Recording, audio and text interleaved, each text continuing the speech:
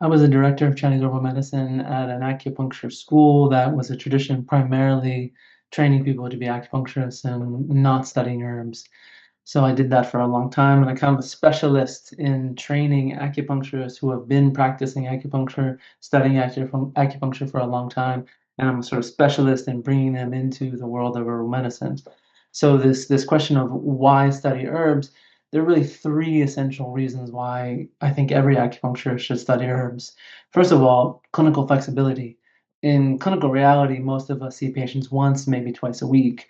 But there are, just as we know, many conditions that don't really evolve in this once per week schedule. There's very complicated chronic inflammatory diseases, autoimmune diseases, complex gynecology cases.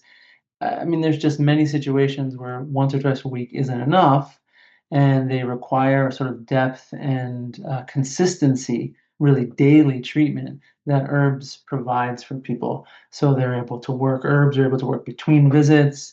They can sustain the movement that gets initiated in an acupuncture treatment, and they can gradually and sort of clearly progress the health over time. So when you prescribe herbs, your treatment is no longer episodic, becomes continuous, basically. So that changes the flexibility in your clinic. You know, you're no longer limited by how often you can see somebody, which is really amazing. And you can design treatments for more longitudinal practice. Some conditions just don't evolve, just don't resolve effectively when herbs are not part of the strategy. Number two is historical depth. I mean, nearly all major theoretical developments in Chinese medicine were articulated by herbalists.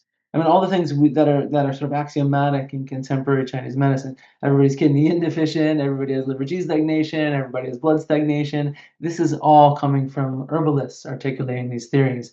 Not to mention Wen Bing theory and Shanghai Lun cold damage theory, which are foundational to how we understand herbal practice in contemporary world. These are all ideas that are developed through the study of internal medicine and formulas through herbal medicine.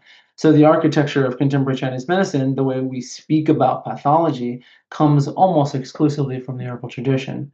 So if we want to understand Chinese medicine at its depth, not just its techniques, how pathology evolves, we really have to study the herbal literature and the herbal thinking that shaped it. Herbs are not just an accessory to the medicine, they really are central to its intellectual development. Without studying herbs, our understanding of Chinese medicine remains partial. Number three, studying herbs transforms your mind. I would say that when I first started studying acupuncture, it transformed the way I saw people, it transformed the way I understood myself. Studying herbs transformed the way I saw the world. I see trees differently, I see birds differently, flowers differently. Everything becomes a kind of embodiment and transformation of qi, which is very tangible and very understandable as an herbalist. These movements of qi we see in beings become teachers to us. They teach us physiology, they teach us sequencing, they teach us about intention. And when we learn to construct or modify formulas, we start to see a kind of architecture of qi that's alive, that's vibrant. So over time, this really transforms our clinical work, and it transforms our perceptions of the world.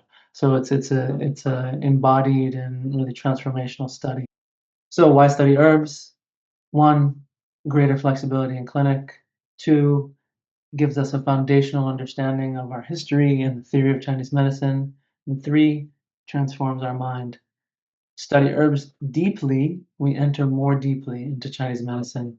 That's why it matters.